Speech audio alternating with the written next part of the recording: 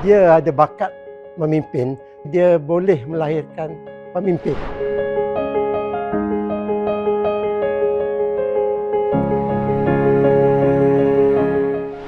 Beliau juga seorang pakar strategik di mana untuk menentukan kejayaan, beliau telah mewujudkan jurulatih dakwah.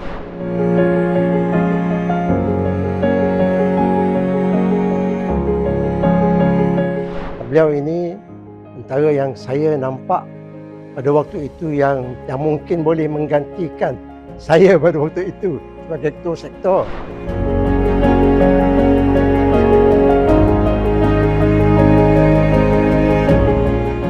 Ustaz Sopwan ini dia ada pengalaman dalam penulisan buku ni. Jadi dia menubuhkan satu jawatan kuasa, jadi dia tulis semula buku. Kan aturkan balik bagaimana cara buku kita nak keluarkan.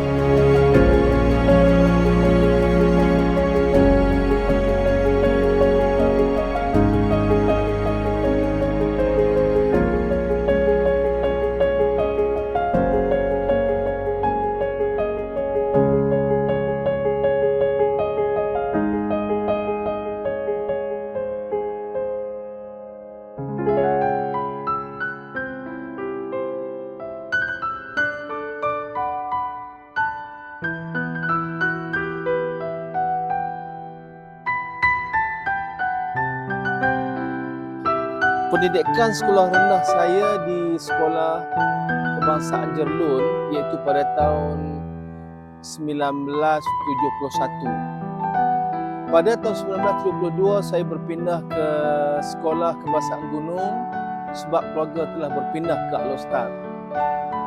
Kemudian menyambung pendidikan menengah di Maktab Mahmud Alostar daripada tingkatan peralihan pada tahun 1977 sehingga ke tingkatan 6 atas di Maktab Mahmud iaitu pada tahun 1984. Seterusnya saya menyambung pelajaran di Universiti Al-Azhar dalam bidang Usuluddin, Aqidah dan Falsafah dan tamat pada tahun 1988. Kemudian pada tahun 2000 saya menyambung pelajaran di Universiti Melaya, master dalam bidang Usuluddin, Akidah dan Pemikiran Islam. Alhamdulillah selesai pada tahun 2005.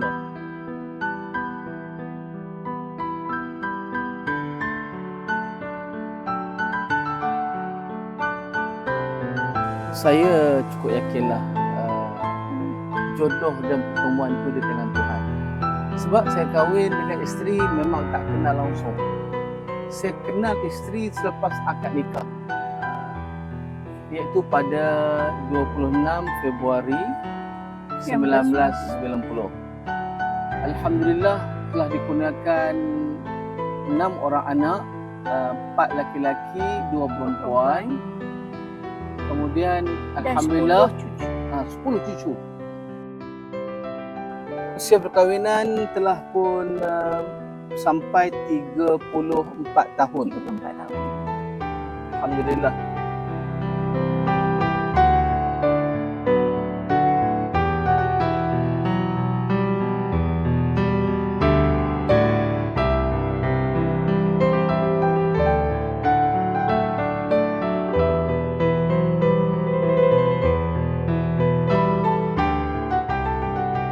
Pada tahun 1990 setelah selesai diploma pendidikan di Maktab Perguruan Kota Baru, saya telah pun dipostingkan bertugas di Pusat Matrikulasi Universiti Utara Malaysia. Pada tahun 1996 saya ditugaskan dilantik sebagai kaunselor pelajar. Pada tahun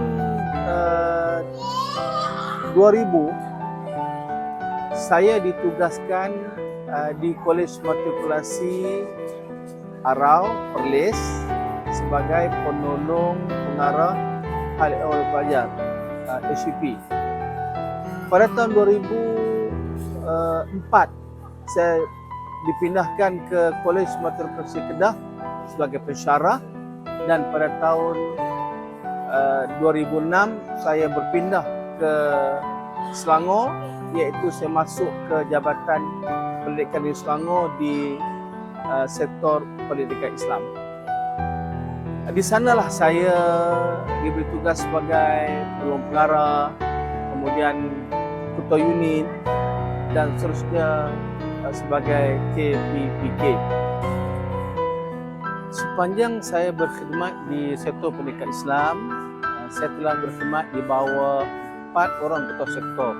Yang pertamanya Ustaz Saibuddin, kemudian Ustaz Arifin, dan Ustaz Fauzi. Yang terakhirnya bersama dengan Ustaz Najah Ismail.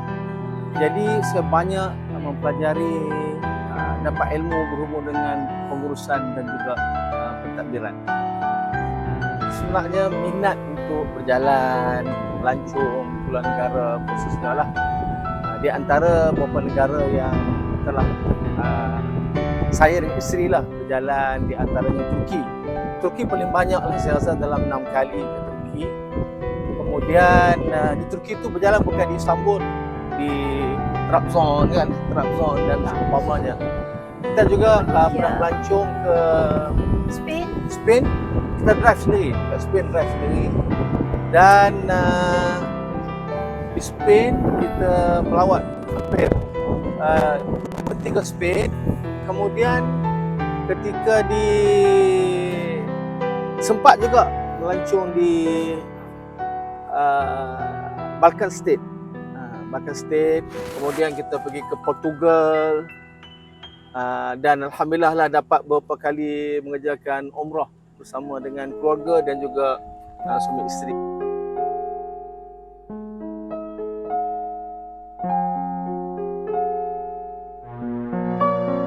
Sejak tahun 2006, ketika saya mula berkhidmat di SPI, Sektor Pendidikan Islam, di antara perancangan yang dilakukan adalah berhubung dengan penulisan. Alhamdulillah, setiap tahun kita menerbitkan sekurang-kurangnya sebuah buku. Jadi buku yang kita terbitkan itu ada sebanyak 26 buah. Di antara buku yang meletup adalah di antaranya buku Guru Jatuhan Akhirat, yang kedua TikTok Ramadan, dan yang ketiganya buku Travelog Muharram ke Zulhijjah. Baik, insya-Allah aktiviti penulisan ini akan diteruskan, dan saya harap ilmu-ilmu yang kita simpan dalam buku itu akan berkekalan untuk generasi akan datang.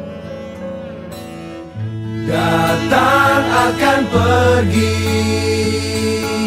lewatkan berlalu,